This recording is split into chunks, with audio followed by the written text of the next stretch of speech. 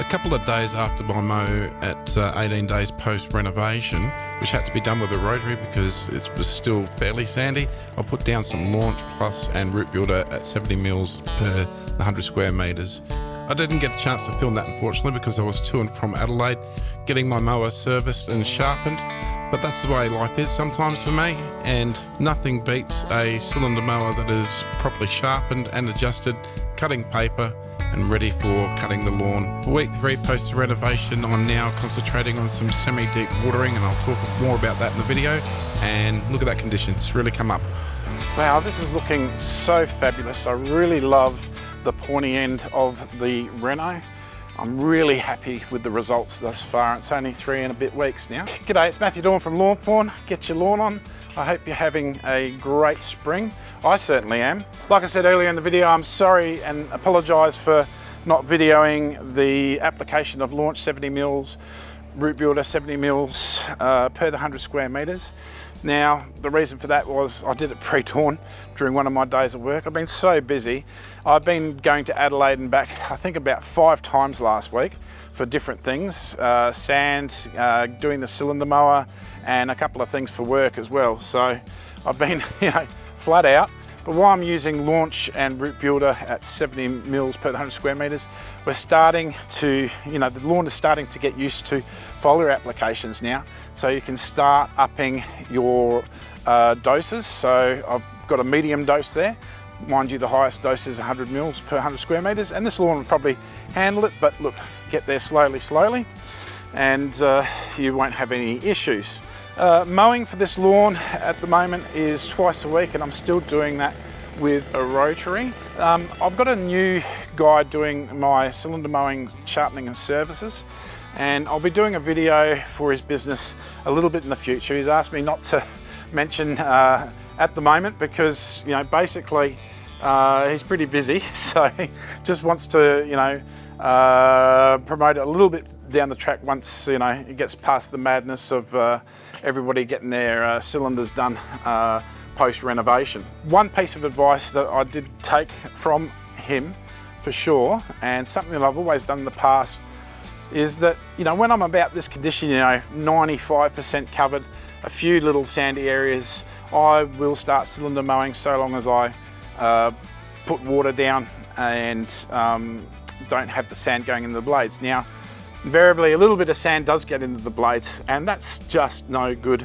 for the cylinder mower. So it's saying don't do that, wait till it's fully covered, and that's what I'm going to do. Simply because it'll chew out your blades and it'll chew out your bottom blade, and then you'll start getting a bad cut. I don't want that, so I'm going to take his advice and hold off. I mean, I reckon another week this will be ready to cylinder mow anyway. It's filling in. So these are the bits that I'm talking about here. So these bits here is what I'm talking about. The rest of it here, she's ready to be cylinder mowed. That's for sure. And another reason why this area does take a little bit longer is in the afternoon it's shaded by the house, so this area here gets full sun all the time until the real late evening, but late afternoon should I say. But this will start getting shade as of about midday, and then it starts coming over. So that's why that area is taking a little bit longer, and that's fine. And a couple of little other areas here that aren't quite up to scratch, although just a little bit deeper with the sand, so that's why they're taking a while. And look, it's all going really well. Since the Launch application, she's filled in really nicely, and I'm very happy with it.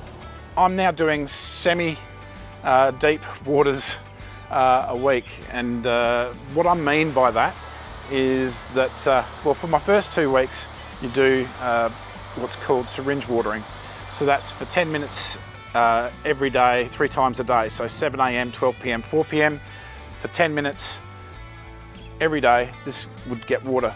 And that was because, it was all sand more than grass, and just the grass needs that water at the surface there and not to go dry, so it can grow into the area easily. So it's not searching for water, which would delay the process of it growing in. Once she's growing it in, you can start backing off your watering. So in that, after those first 2 weeks, I skipped a day. Still did intermittent watering, but I skipped a day. So Monday, I did 7 a.m, 12 p.m, 4 p.m, 10 minutes. Tuesday, I would miss it. Wednesday, 7 a.m, 12 p.m, 4 p.m, 10 minutes. Thursday, I'd miss it, and so on and so forth.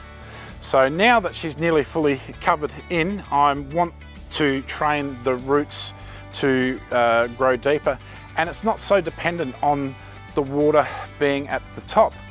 So now I'm doing for this week, Monday, Wednesday, Friday, for 30 minutes in the early morning. So 7 o'clock in the morning, the water comes on for 30 minutes those 3 days. And then the other days are just left off. What I'm going to be doing the week after that, once this is all covered in, I'll do 2 deep waters a week, so about 45 minutes for my sprinklers early in the morning on like a Monday and a Thursday, and then after that I'll be doing deep watering once a week for about an hour, just to and the lawn will be fine with that, and that will basically train the roots to grow deeper. So my next application on this is going to be green light and root builder, but I'm also going to be putting plant growth regulator in it. And plant growth regulator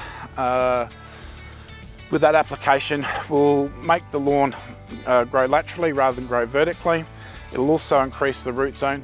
It just also really conditions the lawn and just makes the canopy so much neater and tighter, and it makes the plant more resistant and healthy, more drought tolerant and everything else. It's a really good thing. But the main advantage is that there's going to be less clippings, less maintenance, and less mowing, because it slows the growth down. So yeah, I'm looking forward to that, but I'll speak more about that in the next video. But all in all, I'm really happy with this. I'm really surprised about the dark deep greens I'm getting, even though I haven't got into the green light yet. Just look at it compared to the bowls in the Croquet Club, which is artificial. That's sort of my gauge. It's darker green than that, and it's certainly darker green than the oval that's next to it, although that oval's doing really well with all the work that's been doing on it. It's looking pretty good for cricket season there. So I'd love to be able to play cricket again, but not for me. Anyway, that's about it. That's where I'm at. All this will be put in a total video for a masterclass about this renovation, and that'll be a good thing to watch when that comes out. Other things that are on my plate today is that I've got an irrigation job that I'm doing for a bloke around the corner. So yeah, it's go, go, go for me. I've also got to do a back renovation, and I'm also going to make an area for some iron cutter and trial that. So there's lots coming up in Lawnporn. Be sure to like and subscribe, it helps me grow. And I'm bringing out more videos all the time, and you'll get notified when I bring those videos out. Anyway, I hope you're having a great day and a great spring and enjoying Lawnporn. Get your lawn on. We'll see you in the next one.